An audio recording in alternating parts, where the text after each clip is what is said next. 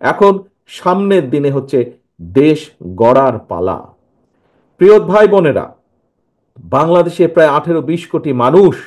আমাদের দেশে বহু বহু মেধাবী ডাক্তার আছেন, বহু মেধাবী ইঞ্জিনিয়ার আছেন, বহু মেধাবী অন্য অন্য পেশার মেধাবী পেশার মানুষজন আছেন। বাট কিন্তু আমি মনে করি একজন রাজনৈতিক কর্মী হিসাবে, এই দেশের একজন সন্তান হিসেবে, বাংলাদেশের সন্তান হিসেবে আমি মনে করি আমাদের শুধু মেধাবী ডাক্তার বা ইঞ্জিনিয়ার বা আর্কিটেক্ট থাকলেই চলবে না। আগামী দিনে আমাদেরকে অবশ্যই মেধাবী অর্থাৎ প্রফেশনাল খেলোয়াড় তৈরি করতে হবে। যা তৈরি করতে হবে আমাদের ভবিষ্যৎ প্রজন্ম, তাদের ভেতর থেকে।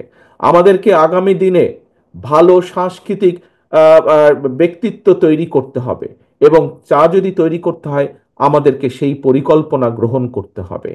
ইনশাল্লাহ আল্লাহর রহমতে বাংলাদেশ জাতীয়তাবাদী দল সরকার গঠনে সক্ষম হলে অবশ্যই আপনাদের এখানে অনেকেই আছেন যাদের মনে আছে যে শহীদ জিয়ার সময় নতুন কুড়ি নামে একটি অনুষ্ঠান চালু ছিল।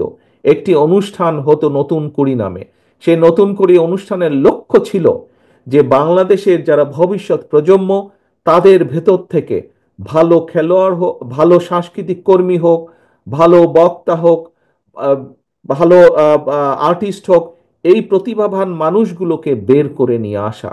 আগামী দিনে আমাদের লক্ষ্য থাকবে, উদ্দেশ্য থাকবে, আমাদের পরিকল্পনা থাকবে। যে পরিকল্পনা আমরা নিয়েছি, এই দেশের মাটি থেকে, এই দেশের সন্তানদের ভেতর থেকে আমরা ভালো খেলোয়াড় বের করে নিয়ে আসব। যে সকল খেলা, প্রায় 10-12টি খেলা, যেই খেলাগুলো বাংলাদেশের মাটিতে বাংলাদেশের মানুষের কাছে জনপ্রিয়, একই সাথে যেই খেলাগুলো আন্তর্জাতিক পর্যায়েও জনপ্রিয়, এরকম 8-10টি খেলাকে আমরা বাছাই করব, এবং বাছাই করার মাধ্যমে এই দেশের মানুষের ভেতর থেকে, দেশের সন্তানদের ভেতর থেকে আমরা বের করে নিয়ে আসার চেষ্টা করব কারা সেই খেলাগুলোতে ভালো করতে পারবে।